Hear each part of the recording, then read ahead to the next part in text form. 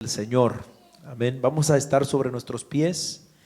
Vamos a ponernos sobre nuestros pies y vamos a ir a la Biblia, hermanos, para que podamos leer en esta preciosa noche un pasaje aquí en el libro del Apocalipsis, donde hemos estado. Apocalipsis, y vamos a estar ahí en el capítulo 4. A su nombre sea la gloria, porque es ahí donde hemos estado o comenzamos el martes pasado a estudiar ese capítulo. Vamos a continuarlo y hoy vamos a leer, hermanos, desde el versículo 4, Apocalipsis capítulo 4, versículo 4. Vamos a estar leyendo hasta el versículo 6. Hasta ahí vamos a estar leyendo. Bendito el nombre del Señor. Vamos entonces a leer la Biblia, hermano, y la leemos en el nombre de nuestro Dios, el Padre, y del Hijo, y del Espíritu Santo. Dice la Biblia: y alrededor del trono había 24 tronos, y vi sentados en los tronos a 24 ancianos, vestidos de ropas blancas, con coronas de oro en sus cabezas, y del trono salían relámpagos y truenos y voces, y delante del trono ardían 7 lámparas de fuego, los cuales son los 7 espíritus de Dios. Y delante del trono había como un mar de vidrio semejante al cristal, y junto al trono y alrededor del trono 4 seres vivientes llenos de ojos delante y detrás. Hasta ahí vamos a dejar, hermano, porque queremos solamente tocar hasta la parte A de ese último versículo. Vamos a orar. Padre, te damos muchas gracias en el nombre de Jesús. Gracias por tu misericordia, gracias por la bendición que tú nos das de poder, eterno Dios, estar una vez más reunidos aquí en tu casa de oración y también de estudio bíblico. Padre, glorifícate, ayúdanos, toma el control de nuestras mentes, corazones, y permítenos, Padre, que podamos estar receptivos a tu palabra. En el nombre de Jesús te damos toda gloria y toda honra. Amén y amén. A su nombre. Gloria a Dios. Tome su asiento, amados hermanos, tome su lugar. Bendito sea el nombre del Señor. Bueno, continuamos con este estudio de lo que es este precioso libro del Apocalipsis. Es un libro prácticamente maravilloso, hermano, este libro del Apocalipsis. Entre más nos vamos adentrando, pues más vamos, ¿verdad?, viendo el poder de Dios, hermanos, a través de su palabra manifestada en este libro. Y bueno, decía hace un momento que si hay algo que verdaderamente necesitamos nosotros hoy, la iglesia, queridos hermanos, es llenarnos de este alimento espiritual, esta palabra. Especialmente hoy que estamos leyendo el libro del Apocalipsis, creo que nos hace muy bien meditar en esta palabra, debido a los tiempos que estamos viviendo, prácticamente tiempos finales, hermano. Cuando usted lee la Biblia, por ejemplo, en el capítulo 2 del profeta Joel, por el verso 28 en adelante, donde se profetiza acerca de la venida del Espíritu Santo, Joel estaba diciendo que eso iban a ser los postreros días.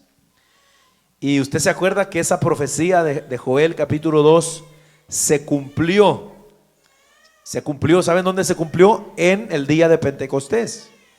Se cumplió parcialmente, porque si ustedes se recuerdan, esa profecía habla de que Dios derramará de su espíritu sobre toda carne, y eso sucedió efectivamente en el día de Pentecostés, Hechos capítulo 2.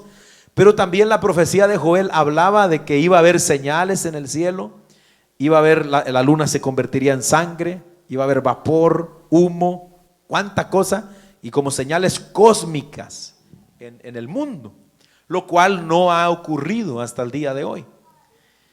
¿Qué es lo que sucede? Que entonces también esa profecía tenía que ver con lo que vamos a nosotros encontrar aquí en el libro del Apocalipsis. Por esa razón es que cuando este estudio, hermanos, cae como anillo al dedo, como decimos, en el tiempo en el que vivimos nosotros. Y todos aquellos que amamos a Dios, y tengo que decir esto también, tristemente, ¿va? Pero tengo que decir, también los que amamos su palabra y los que nos preocupamos por conocer su palabra. ¿Por qué digo eso? Porque lamentablemente, hermano, hay gentes que no se preocupan por estudiar la palabra, por llenarse de la palabra.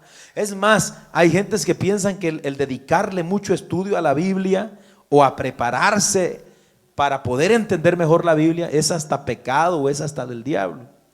Es increíble que hasta el día de hoy haya gente, hermanos, que le tiran mucho digamos, al estudio de la palabra, por ejemplo en institutos bíblicos o, ¿sí me entiende?, prepararse bien. Uno no está en contra de eso, hermano. Creo que es una bendición poder prepararse académicamente para poder presentar mejor el mensaje. ¿Dónde está lo malo? Bueno, cuando se le da más importancia a esa preparación académica. Y creo que también es un problema grande hermano, de que hay muchos teólogos, muchos doctores, muchas personas con títulos de tal y cual cosa, pero carentes de oración, de Espíritu Santo, hermano. Ahí sí que está dura la cosa, ¿verdad? Por eso es que se ha acuñado la frase mayormente en la iglesia pentecostal de decir los cementerios bíblicos, ¿verdad? Es decir, gente que va a estudiar a un seminario y pareciera que fue un cementerio de verdad porque salió muerto de ahí. Amén. Pero no es que sea pecado prepararse. Entonces, cuando nosotros estudiamos libros como estos, vamos a tener que enfrentarnos a muchas cosas, hermano, que como hemos venido mirando, van a ser en ocasiones difíciles de comprender, pero que a la luz de lo que nos revela la Biblia, porque tengo que recordarle que la Biblia es el mejor intérprete de la Biblia, valga la redundancia. La Biblia es el mejor intérprete de la Biblia.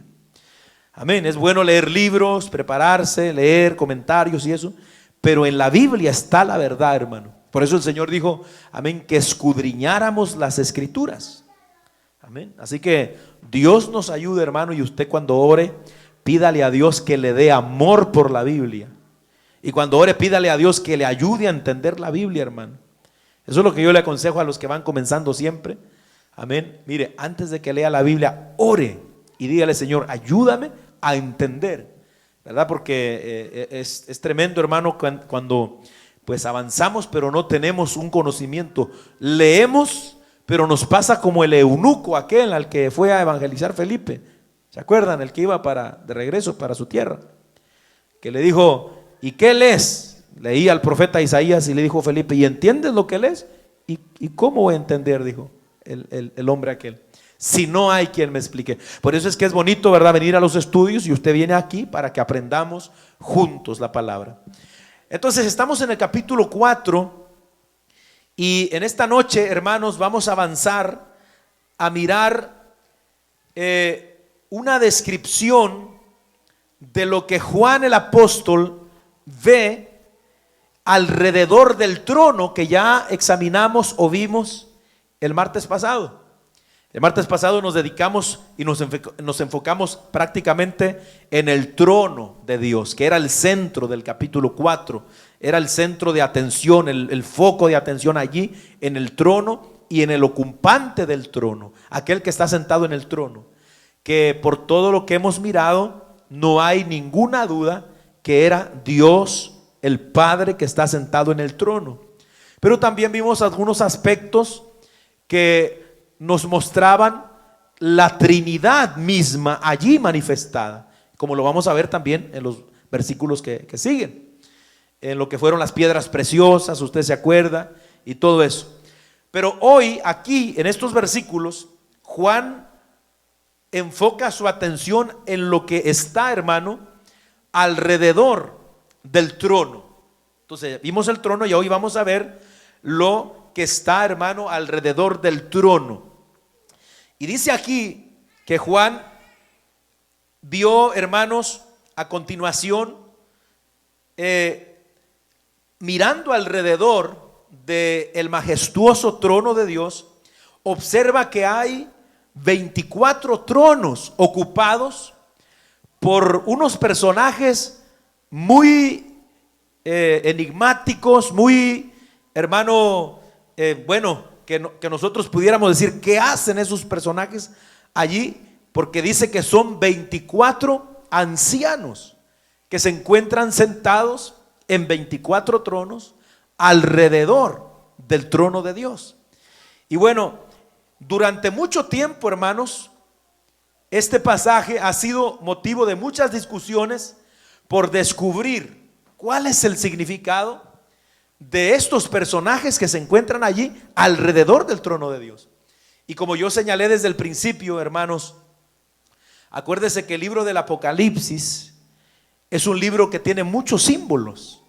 Y nosotros tenemos la tarea de ir como identificando qué representan esos símbolos.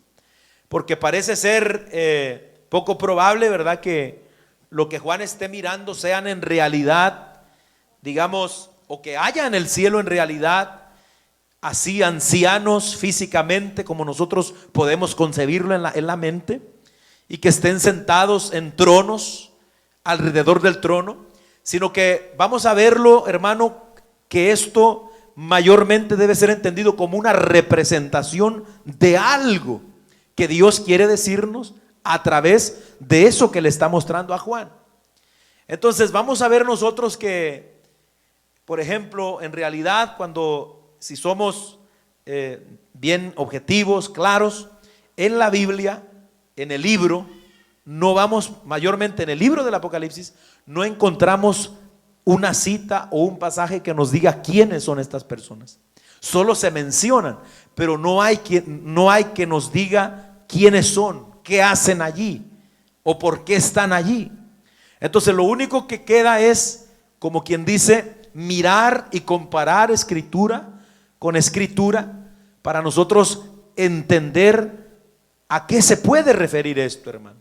Y eso es lo que vamos a hacer, y eso es lo que se ha hecho, bueno, desde siempre. Nosotros no pretendemos, ¿verdad?, con este estudio decir, bueno, aquí traemos una nueva revelación o Dios me mostró tal o cual cosa, sino que nosotros venimos, digamos, siguiendo lo que se ha venido enseñando, hermano, desde hace mucho tiempo respecto a estos 24 ancianos en este caso. Y lo que yo voy a mencionar a continuación son 3 posibles interpretaciones de lo que signifiquen estos 24 ancianos sentados en 24 tronos alrededor del trono de Dios.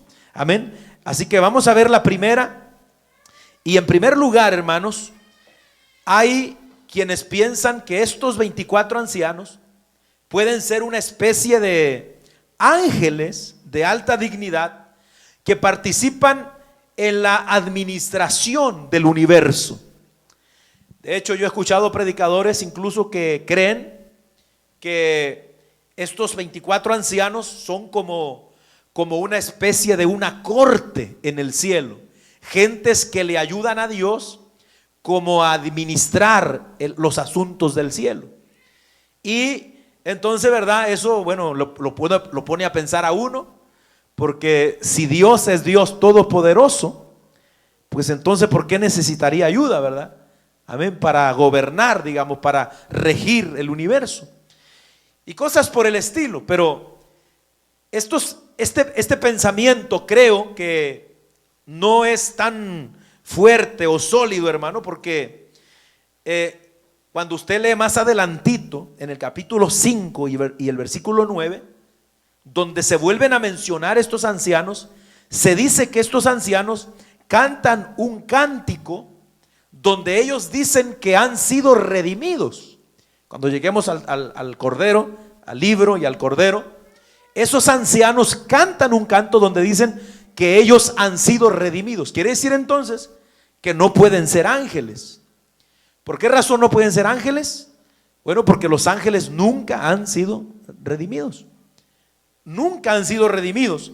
Prácticamente la Biblia nos dice en Hebreos 2:16, ellos nunca han pecado, en cierto sentido, los ángeles que están en el cielo, y nunca van a ser redimidos, ni siquiera tampoco los ángeles caídos Porque uno diría, bueno, los ángeles que están en el cielo no necesitan redención porque ellos nunca han pecado. Pero los ángeles caídos sí pudieran ser redimidos, pero ellos no fueron redimidos. De hecho, cuando usted lee segunda de Pedro 2:4 o Judas 1:6, encuentra que esos ángeles caídos están reservados para el juicio. O sea que ya están condenados. Entonces no pueden ser ángeles esos ancianos. Entonces se descarta la idea de que puedan ser criaturas angelicales, amén, que están ahí como en una especie de corte para gobernar con Dios. No, porque los ángeles no han sido jamás redimidos. En segundo lugar, están, hermano, la interpretación de quienes ven en estos 24 ancianos, ven una representación de las 12 tribus de Israel y también una representación de los 12 apóstoles. 12 más 12, ¿cuánto es? Matemático, ¿verdad? 12 más 12, 24.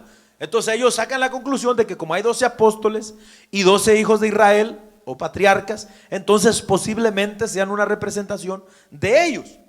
Y ellos basan su argumento en textos como por ejemplo Juan capítulo 3, versículo 27 al 29, donde el Señor Jesucristo está hablando acerca de, o más bien dicho, Juan, el evangelio de Juan está revelando o relatando lo que Juan está hablando acerca de Jesús.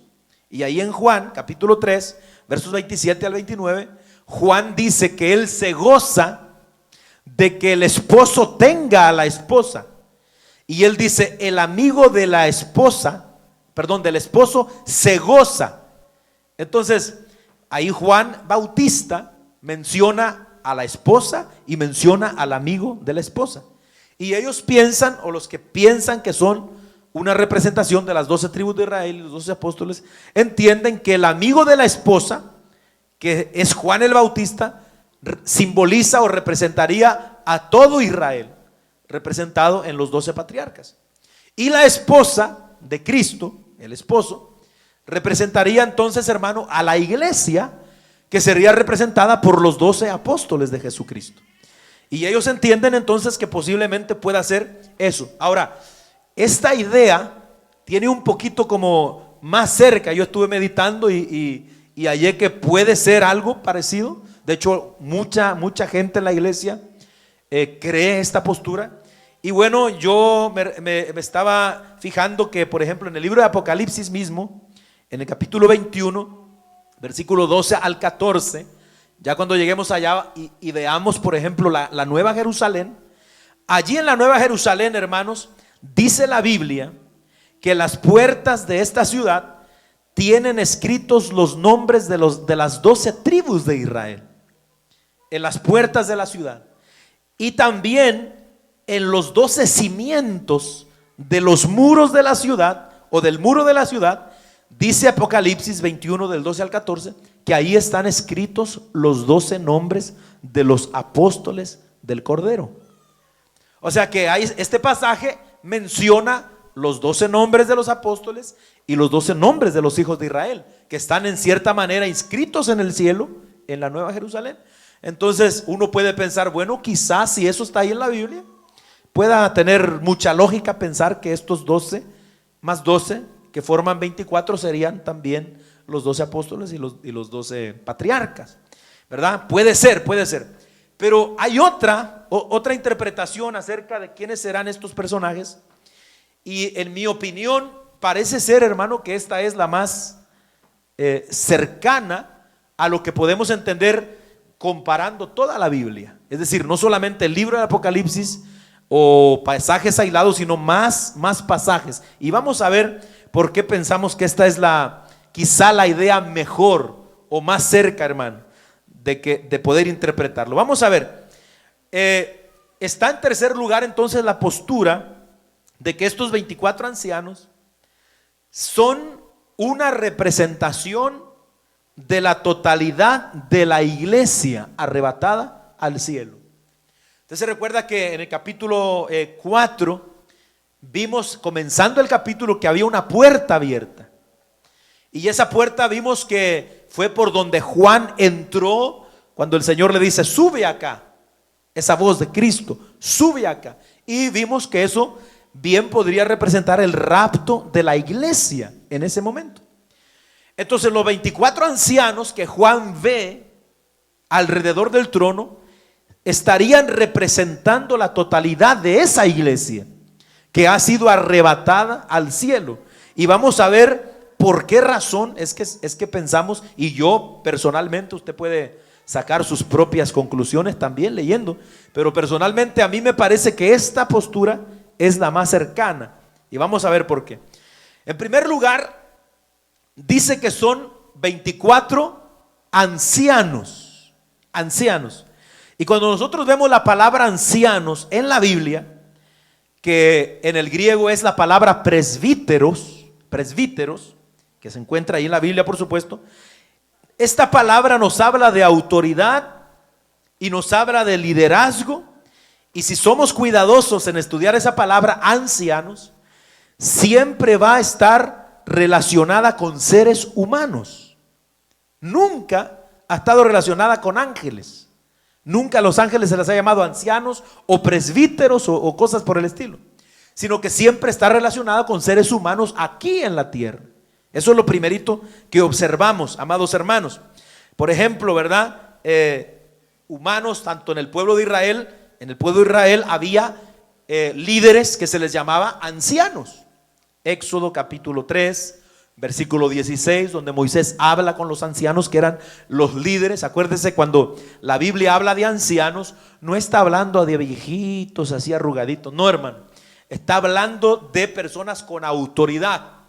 De tal manera que, si lo vemos desde este punto de vista, bíblicamente hablando, yo podría ser un anciano, o podría ser llamado un anciano, ¿verdad? No porque tengo unas cuantas canas por aquí, ¿verdad? Sino porque a lo mejor tengo cierta autoridad delegada de parte de Dios en la iglesia, o un líder en la iglesia. Alabado el Señor.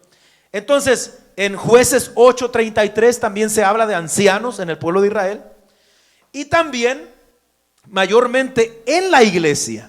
En la iglesia se habla de ancianos. De hecho, cuando usted lee la historia en el libro de los Hechos de la iglesia, siempre la iglesia estuvo gobernada por ancianos, por presbíteros. Alabado el Señor por estas personas. ¿Dónde hallamos pasajes para comprobar eso? Bueno, le cito algunos por aquí. Hechos capítulo 14, versículo 23. Hechos capítulo 15, versículo 6. ¿Usted se acuerda cuando tuvieron el problema de que los judíos querían someter a los gentiles al legalismo y eso? Bueno, convocaron a los ancianos, los apóstoles y los ancianos, los líderes, para tratar este asunto. Amén. Hechos capítulo 20, verso 17. Hallamos también ahí a Pablo llamando a los ancianos de Éfeso.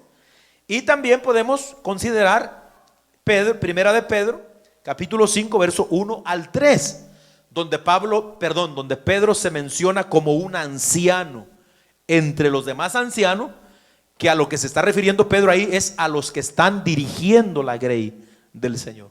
O sea, la palabra anciano significa entonces, o está siempre, hermano, dirigida y dada a seres humanos, a personas con liderazgo, con autoridad dentro del pueblo de Dios. Amén. Eso es lo primerito que vemos. Ahora, también, hermanos, vemos nosotros, por otro lado, que el número 24 en la Biblia es usado para hablar de algo que es representativo o completo también. El número 24. ¿Por qué razón? Bueno, y esto, hermano, acuérdese que el Señor le está mostrando la visión a Juan. Juan es hebreo, él es judío. Muchos en la iglesia del primer siglo eran judíos, de tal manera que ellos entendían muchos de los simbolismos que se les mostraban. Ellos podían entenderlos, unos por supuesto más claros que otros. Entonces, al presentarse el número 24, entonces, hermano, hallamos que para los judíos era un tipo de algo representativo o algo completo, algo que completaba algo. ¿Por qué? ¿Dónde basamos esto? Por ejemplo, el primer libro de las Crónicas, capítulo 24, versículos 4 al 18.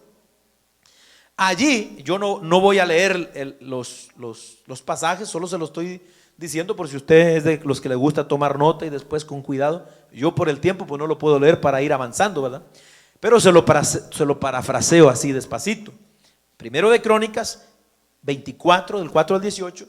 Allí nosotros encontramos, hermanos, y un detalle de cómo durante, por ejemplo, el reinado de David, debido a la cantidad tan grande que había de sacerdotes. Usted se recuerda que Dios escogió a la familia de Aarón, a la tribu de Leví, hermano, a la familia de Aarón para los sumos sacerdotes, a la tribu de Leví para los sacerdotes, para que ellos ministraran en el templo de Jehová.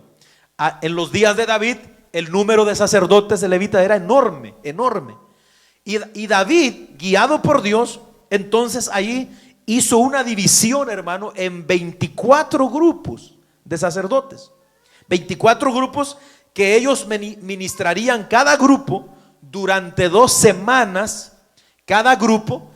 Y cada vez que ese grupo de 24 estaba en el templo, se puede entender que representaban a todo el sacerdocio de Israel en ese momento. O sea, como no podían estar todos los sacerdotes que había, por toda la cantidad que eran, entonces solo estaban allí, cada grupo, 24 grupos, y cada grupo cuando entraba por familias, entonces representaba a todo el sacerdocio delante de Dios, en adoración a Dios. Alabado el Señor. También, hermano, y eso usted puede corroborarlo también, por ejemplo, cuando en Lucas capítulo 1, versículo 15, ¿se acuerdan cuándo fue que recibió el papá de Juan el Bautista la visión? Cuando se le apareció el ángel, precisamente cuando le tocaba al turno, porque acuérdense que él era sacerdote. Cuando leemos también primero de Crónicas, en el capítulo 25, allí vemos que hay otra división. ¿De qué? Ya no de sacerdotes, sino de cantores para ministrar en la casa de Dios. Entonces, tanto los sacerdotes como los cantores estaban representando la totalidad del sacerdocio en el templo para servir y adorar a Dios continuamente. Es decir, estos 24 grupos de sacerdotes y cantores estaban turnándose. ¿Para qué? Para que siempre estuviera la ministración en el templo y la adoración con los cantores y el servicio, hermano, ministrando en el altar del Señor. Entonces, vemos que el 24 es representativo de totalidad. Ahora, ¿qué tiene que ver esto con los 24 ancianos? Bueno, el número 24, volvemos a repetir, es un sinónimo o una representación de esto. Ahora, fíjese que cuando llegamos nosotros al Nuevo Testamento, encontramos, hermanos, que el sacerdocio levítico ha pasado. Usted lee el libro o la carta a los Hebreos y el capítulo 7 nos dice claramente que el sacerdocio levítico pasó. Ahora llegó un nuevo sacerdocio. ¿Quién se acuerda cuál es? ¿Según el orden de quién? De Melquisedec. Y este sacerdocio es el sacerdocio que se hace por medio de Cristo Jesús. Jesús es el sacerdote o es el sumo sacerdote según el orden de Melquisedec. Ok, ahora allí, hermanos, cuando llega el nuevo sacerdocio, ahora se dice que todos los cristianos, todos los creyentes en Cristo somos sacerdotes de Dios. Es decir, ya no los judíos, ya no la familia de Aarón, ya no la tribu de Leví, porque ahora el nuevo sacerdocio es según no el orden de Aarón, sino el orden de Melquisedec. Y todos los creyentes que formamos la iglesia somos constituidos según lo que dice, hermanos, primera de Pedro, capítulo 2 y versículo 9, somos real sacerdocio. Es decir, usted que está aquí sentadito, yo, todos los que hemos creído, ahora somos sacerdotes de Cristo. No porque lo digo yo, lo dice la Biblia. Primera de Pedro 2:9, nos hizo reyes y sacerdotes, nos hizo real sacerdocio. ¿Cuántos alaban a Dios por eso, hermano?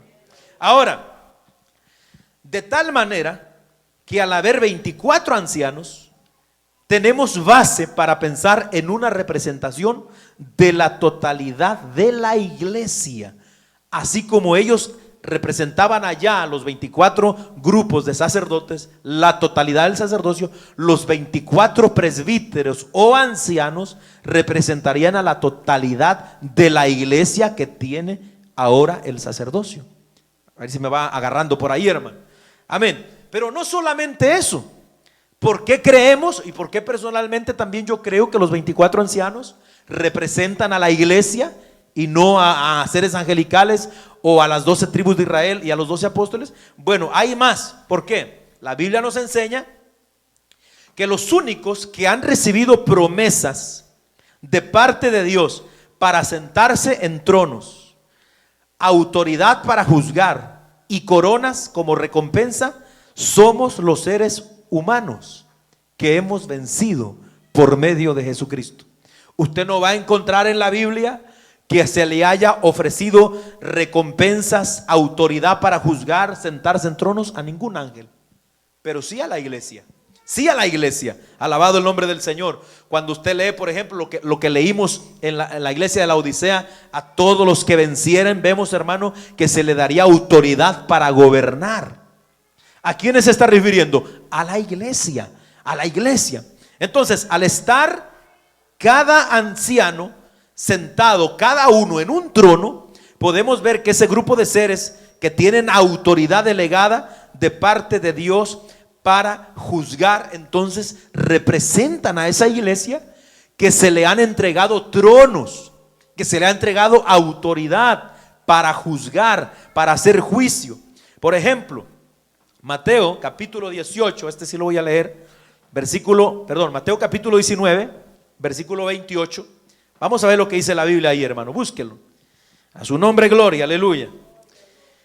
Dice, y Jesús les dijo: de cierto os digo que en la regeneración,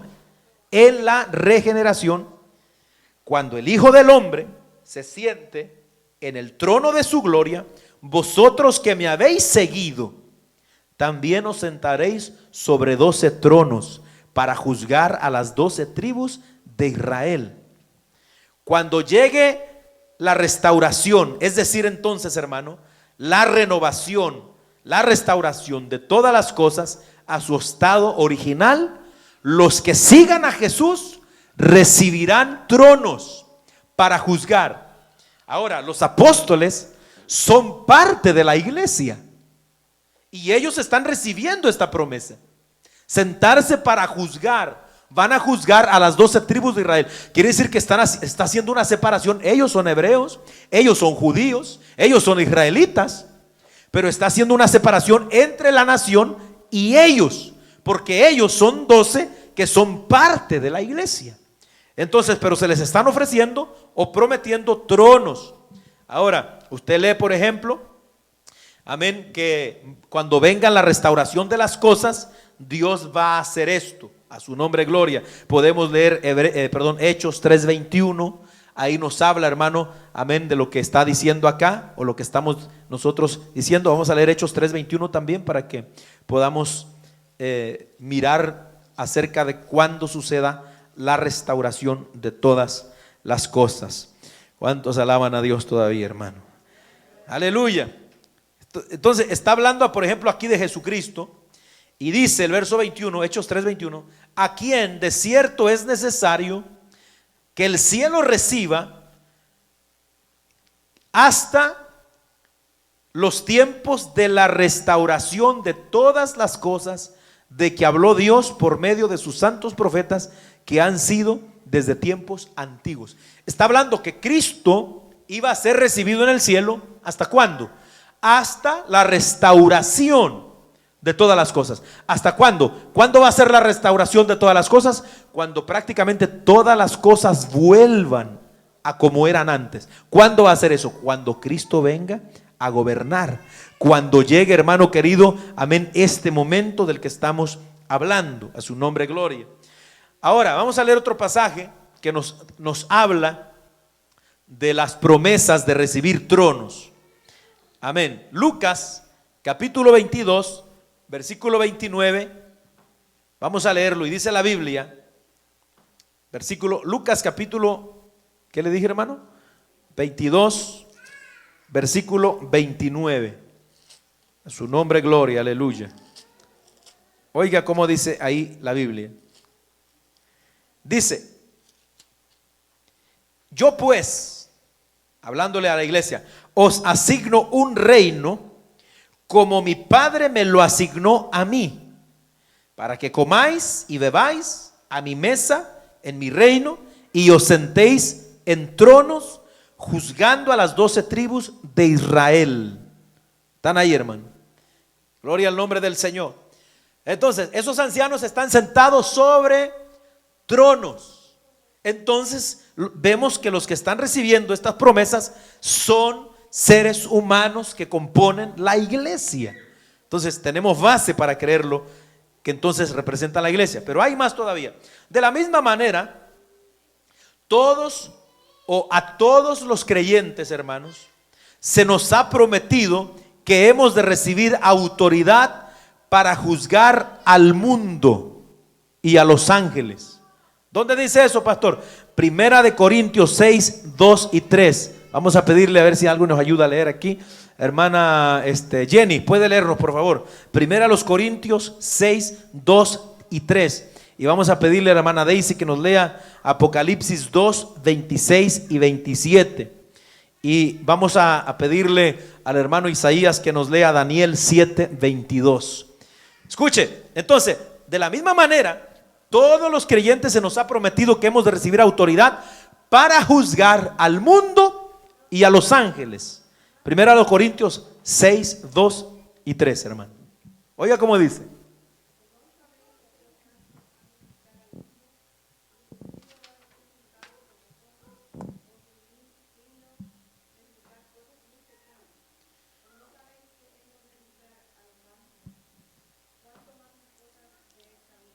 Aleluya. ¿Oyó eso?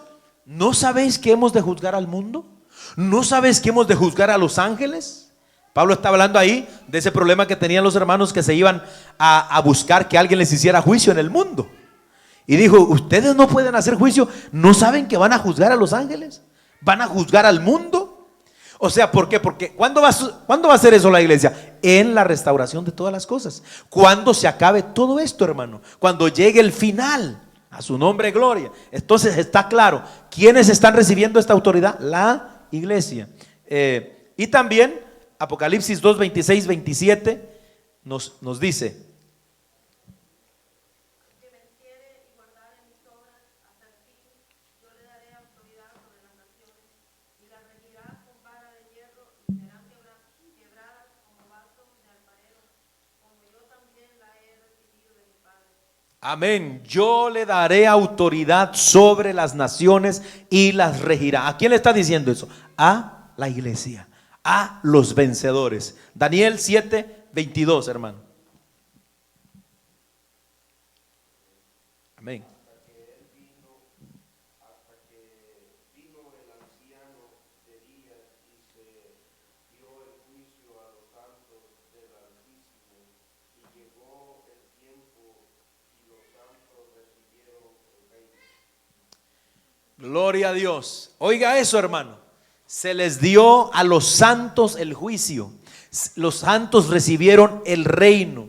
Allí Daniel proféticamente, acuérdense que el libro de Daniel es un libro también de mucha literatura apocalíptica, y de hecho estamos comparando Daniel con Apocalipsis, Apocalipsis con Daniel, para ir entendiendo. Y ahí también en esa visión Daniel ve cómo en ese momento también los santos reciben autoridad, se les da, y ahí va a mencionar sobre otras naciones también, hermano.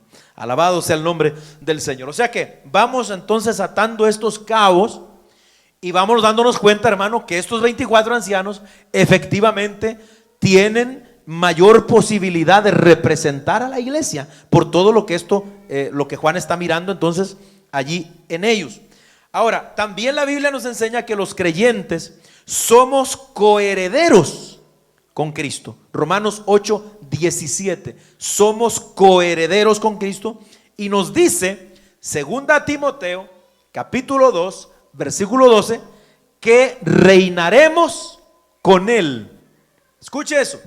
No solamente somos coherederos, Mire el privilegio que tiene la iglesia. Somos coherederos. El Señor nos va a compartir su trono, hermanos. Cristo. Voy a darles autoridad para que se sienten conmigo en mi trono, dijo el Señor. Y aparte también nos dice que vamos, hermano, a reinar con Él. Escuche eso. Todo esto es la iglesia, no son ángeles, no fueron los 12 patriarcas los que recibieron estas promesas. No, fueron la iglesia, hermano, alabado sea el nombre del Señor. Ahora, otra cosa interesante que vemos en los ancianos es que estos ancianos, hermanos, ellos vestían ropas. ¿De qué color vestían las ropas? ¿Están ahí? Volvemos a leerlo si no se acuerda. Amén. Dice que estaban vestidos, verso 4, de ropas blancas. Ahora, aquí, hermano, en la Biblia hallamos que la iglesia ha recibido de la misma manera vestiduras blancas, que son una representación de la justicia de Cristo que ha sido imputada, puesta en la iglesia para ser justificada. Eso es lo que las vestiduras blancas representan según lo que leemos en, por ejemplo, Daniel capítulo 12, versículo 10. Ahí se nos habla, amén, de estas vestiduras blancas. Amén, vamos a leerlo ahí también, hermano, para que podamos tener más amplio, ¿verdad?, el entendimiento, hermano Iván. Vamos a pedirle que nos ayude a leer Daniel 12:10, Romanos capítulo 5, versículo 1. Hermana Irma, puede leernos por favor Romanos capítulo 5, versículo 1. También está Apocalipsis 3, 4 y 5. Hermano Anthony, si nos ayuda por favor leer capítulo 3, versos 4 y 5 de Apocalipsis. Y hermano José nos puede leer Apocalipsis 19, 8, para que veamos las vestiduras blancas, hermano, de las que estaban vestidos. ¿Qué es esa representación? Comencemos entonces, Daniel 12:10.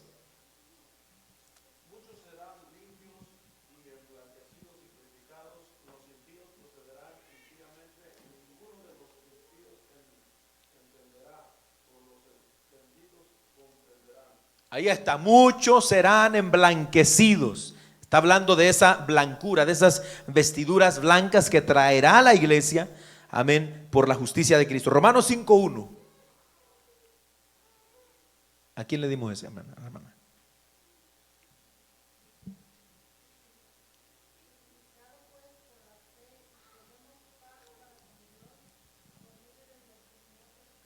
Amén, justificados. ¿Por qué quisimos meter ese pasaje ahí?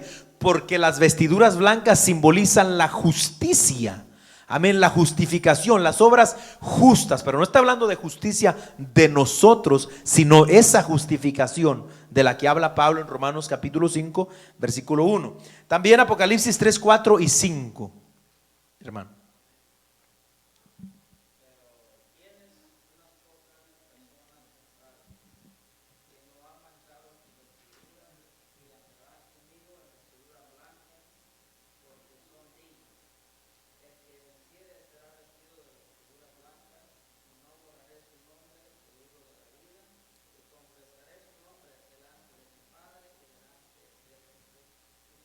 Oiga, qué precioso, hermano. Al que venciere será vestido de vestiduras blancas, blancas. Y cuando llegamos a Apocalipsis 19:8, hallamos todavía más precioso eso.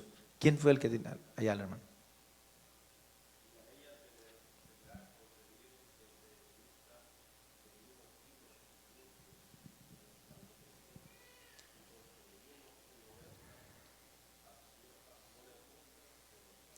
Oh, ¿está oyendo ahí? El lino fino, esa blancura de lino, es las acciones justas de los santos. O sea, ahí lo explica clarito qué significan esas vestiduras, las acciones justas. Entonces, los únicos que han recibido justificación, que representan las vestiduras blancas, es la iglesia por medio de Jesucristo.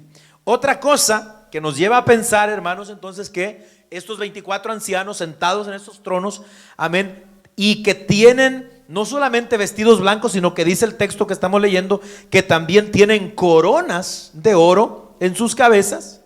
Amén. Vemos, hermano, que los cristianos, la iglesia, se nos ha prometido que también hemos de recibir coronas como parte de nuestro galardón. ¿Dónde dice eso la Biblia? Primera a los Corintios 9, 24 al 25. Ahí dice que la iglesia debe correr por esa corona incorruptible. Amén. Ellos, los que corren en el estadio, corren por una corruptible, pero nosotros por una incorruptible. Ahí está.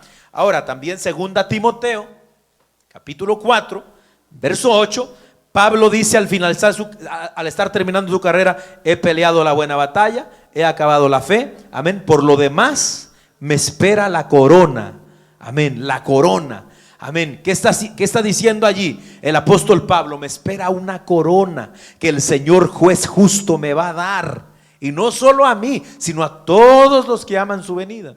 ¿A qué se está refiriendo Pablo? Al galardón. ¿Qué tienen los ancianos en su cabeza? Coronas.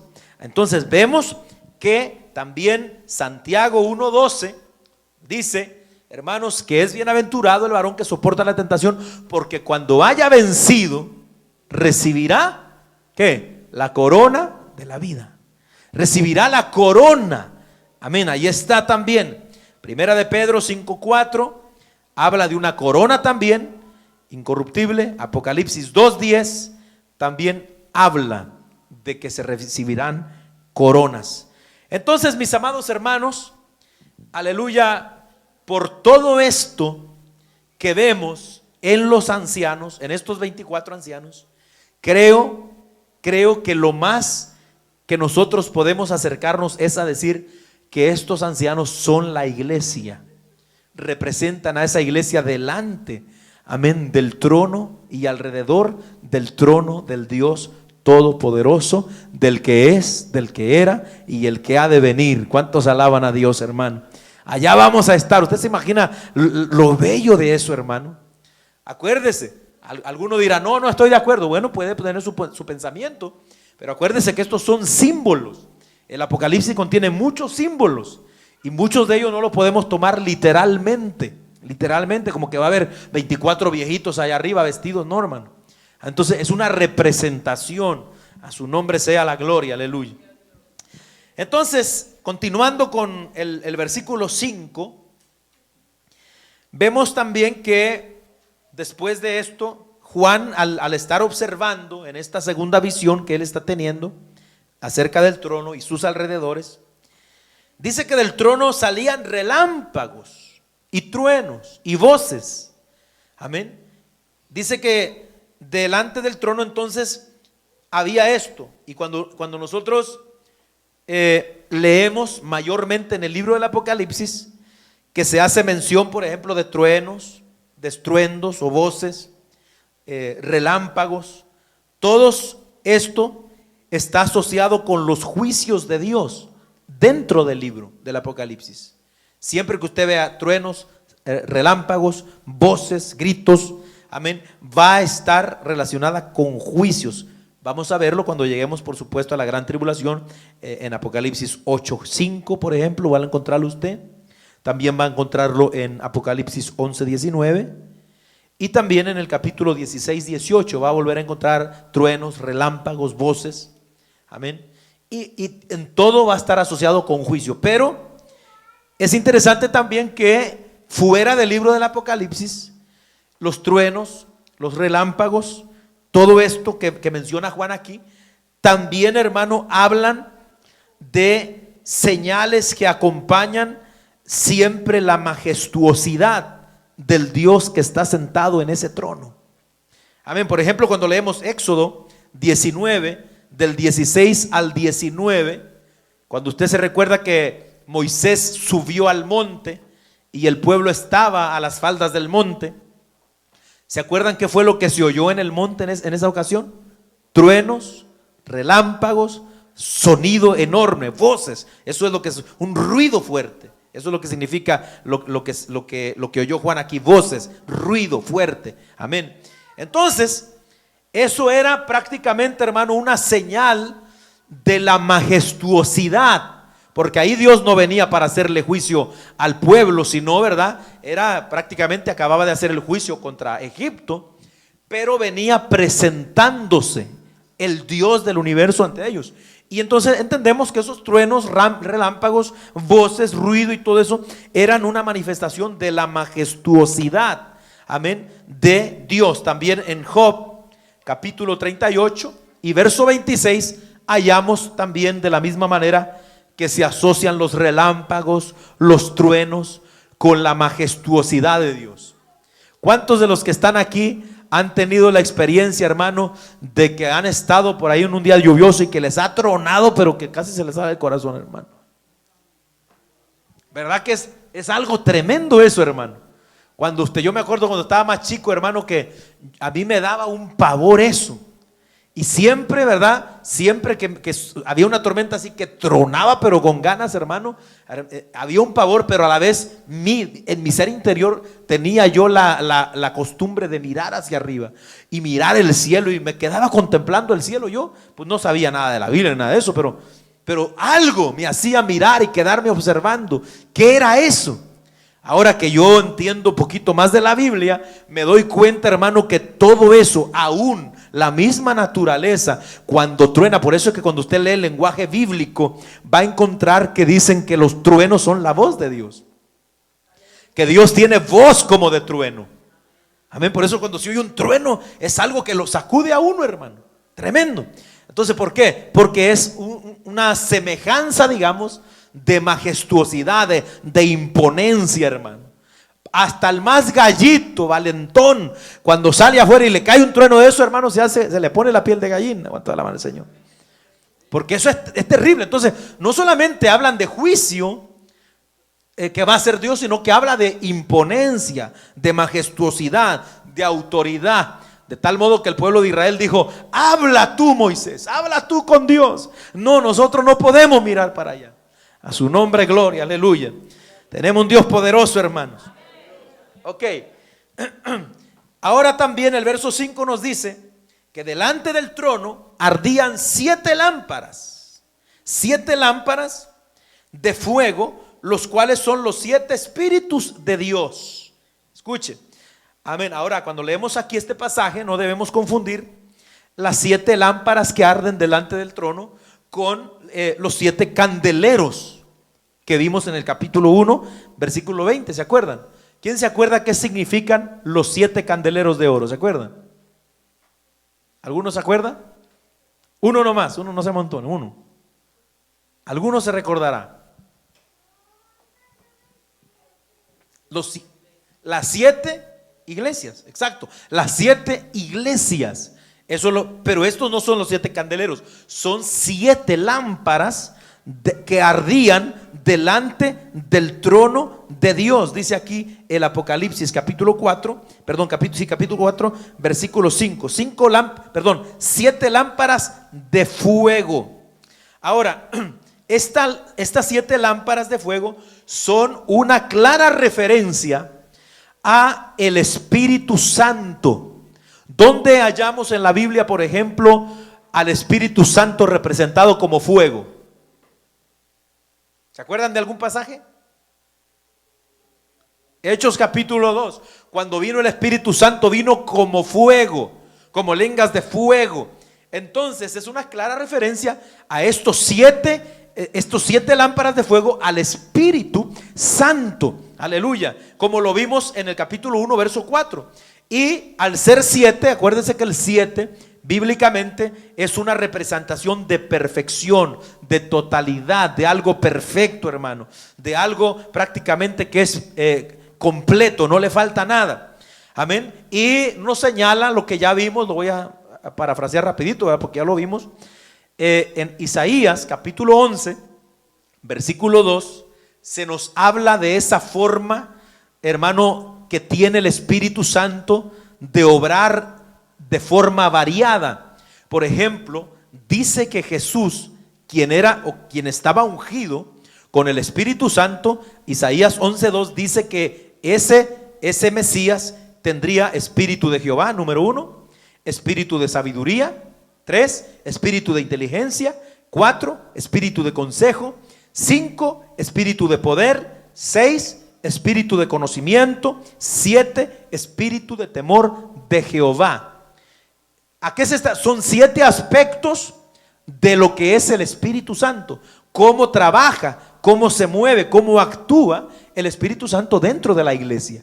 Entonces por eso es que se mencionan 7 lámparas, porque habla de la forma variada cómo trabaja el Espíritu Santo. Alabado el nombre del Señor. O sea que es claro que lo que Juan está observando, hermanos, en el trono es una representación clara de la Trinidad.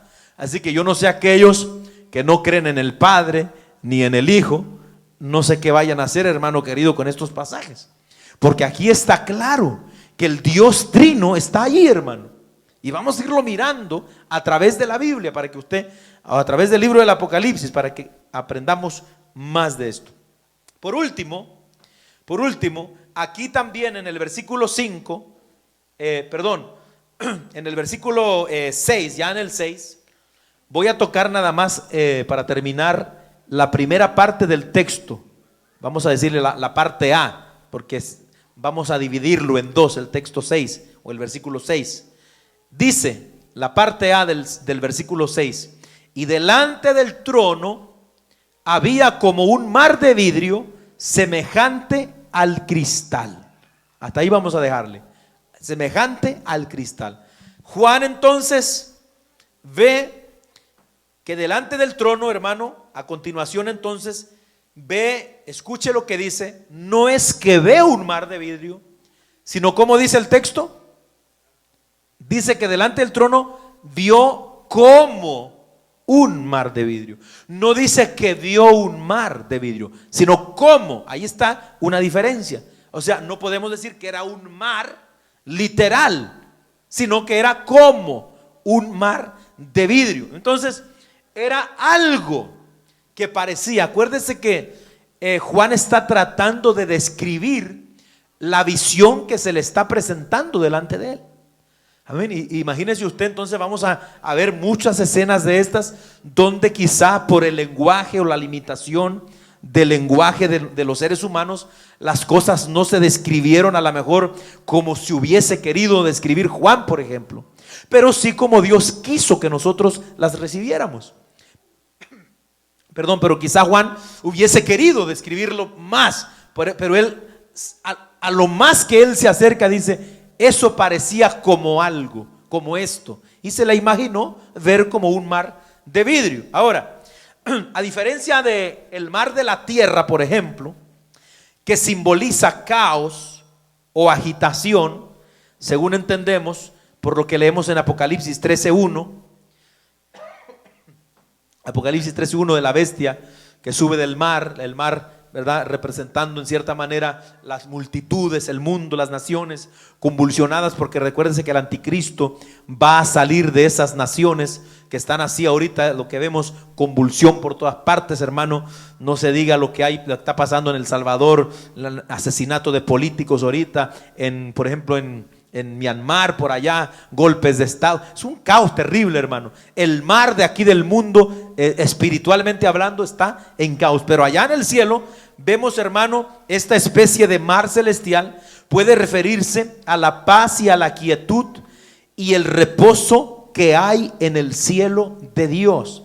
Así como cuando de repente un mar está quieto, hermano, que es bien difícil que eso pase, pero cuando se ve, por ejemplo, un lago que se ve bien quieto, que parece un espejo, ¿verdad? Un espejo, así, es una quietud, un reposo, pudiera representar entonces eso que va a haber en el cielo, reposo total. Y bueno, también no se nos debe de pasar por alto que cuando lleguemos a la nueva creación, que veamos más adelante en el Apocalipsis 21:9, no habrá y no existirá mar allá.